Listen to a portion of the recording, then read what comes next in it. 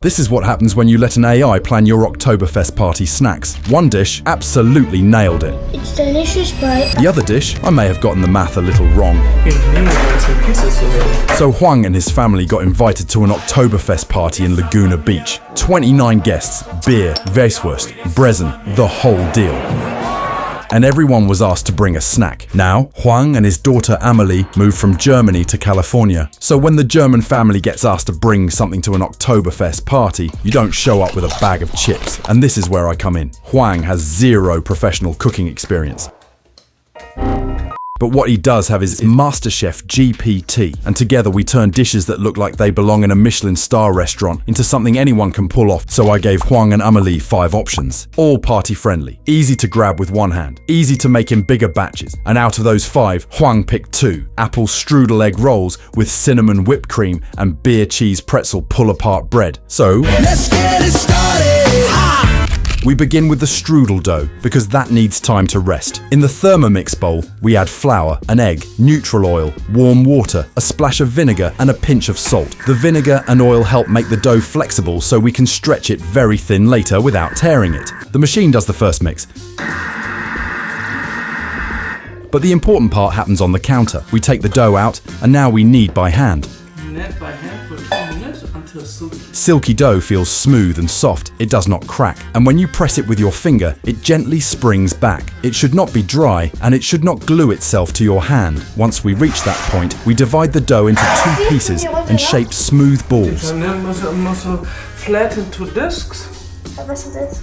Discs sind Scheiben. To turn the balls into discs, we press them down slightly so they look like thick pancakes. This shape lets them stretch out evenly later. Next, we pour some oil into a bowl and roll each disc in it until it is fully coated. This oil bath looks strange, but it has a clear reason. The oil keeps the surface from drying out and relaxing the gluten, which means later we can stretch the dough paper thin without it snapping back. We wrap each oiled disc in foil.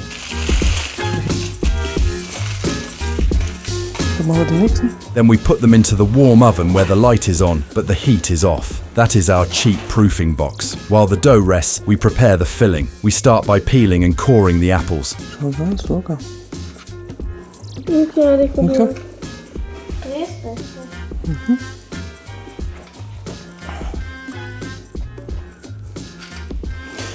We cut them into small cubes. Smaller pieces roll up better and give us a more even bite in each roll instead of big chunks pushing through the dough. On the stove, we melt butter in a pan, then add sugar and the diced apples. We toss them so every side touches the hot pan. This not only softens the apples, it also caramelizes the sugar and butter, so you get that deep strudel flavor. Now we season. We add cinnamon, maybe a touch of nutmeg, and lemon zest with some lemon juice. The lemon keeps the apples bright and balances the sweetness, so this does not turn into a sugar bomb. Then we stir in rum-soaked raisins. The raisins give little sweet pockets, and the rum adds that classic bakery note you know from German and Austrian desserts. Finally, a splash of cream goes in, so all the sugar, fat and juice turn into a glossy sauce that coats the fruit instead of running everywhere. We cook until the apples are just tender, then transfer the filling to a dish to cool down. This step is important. If we put hot filling onto raw dough, the steam will make the dough soggy and tear while rolling. By now, the dough has rested enough. That is exactly what we want. The oil acts like a built-in non-stick layer while we roll and stretch. We dust the counter and place the first disc down. We roll it out with a rolling pin until it reaches a rough rectangle. Then we switch from rolling to stretching. To stretch strudel dough the classic way, we use the backs of our hands and gently pull from the center outwards. We want to get the dough so thin we can almost see the table pattern underneath. This thinness is what gives those crisp, flaky layers when baked. Once the sheet is thin enough, you can trim the thicker edges with scissors so the border is not bulky. Next, we brush the whole sheet with melted butter. Butter will help the layers crisp up and also add flavor. On top of the butter, we sprinkle breadcrumbs. The breadcrumbs soak up any extra liquid from the filling so the dough stays crisp, not soggy on the bottom. Now we cut the big sheet into strips. Each strip will become one roll. On the end of each strip, we place a spoon of the cooled apple mixture. We fold in the sides, then roll it up tight. Just like a spring roll, the seam goes down on the baking tray, so it stays closed while baking. We line up all the rolls on a sheet pan, brush them again with melted butter, as Amelie is doing right now, and finish with a heavy sprinkle of cinnamon sugar. Next up in the oven, we will bake at 375 degrees Fahrenheit for 15 minutes until golden. That is our first dessert-like snack done and cooling while we move to the savory side. Now we tackle the dish that tried to break the challenge. We begin with the pretzel dough. In a mixing bowl, we combine flour, instant yeast, sugar and salt. Then we pour in warm beer and melted butter. The warm beer activates the yeast and adds flavor. The sugar feeds the yeast, and the butter keeps the crumbs soft after baking. We mix until the dough comes together, then knead on the counter until it is smooth and elastic. Again, we look for that gentle bounce when we press it with a finger. Once it looks right, we shape the dough into a ball and place it in a lightly oiled bowl. We cover it with a damp towel and let it rise in a warm place until it doubles in size. While the dough is rising, we make the beer cheese filling. In a pan, we add cream cheese and shredded cheeses like cheddar and Gruyere. We melt them slowly over low heat, stirring all the time. Low heat is important here. If we go too hot, the cheese can split and turn grainy. When the cheese mixture is smooth, we slowly add beer, little by little, and keep stirring. Adding it slowly helps it blend instead of separating. The beer brings in that malty, slightly bitter note that pairs with pretzel dough. Then we season with Dijon mustard, garlic powder, smoked paprika, and a pinch of cayenne. The mustard makes it taste like real pub cheese. We cook until the cheese is thick and glossy, then transfer it to a bowl to cool. We want it spreadable but not liquid, so it will stay inside the dough. Now we go back to the dough. We turn the risen dough onto the counter and gently press out some of the air. Then Huang checks the instructions I gave him. It says we should divide the dough into 19 pieces that each weigh around 2 ounces. But here is where everything went wrong. 19 pieces. Nehmen 19 pieces zusammen. The total weight does not match what 19 times 2 ounces would be. Das sind 21, irgendwie so, wollten wir 40 Ounces. Das macht irgendwie keinen Sinn, da ist ein Fehler drin. So this is a step where I realized that we can't just use plain AI.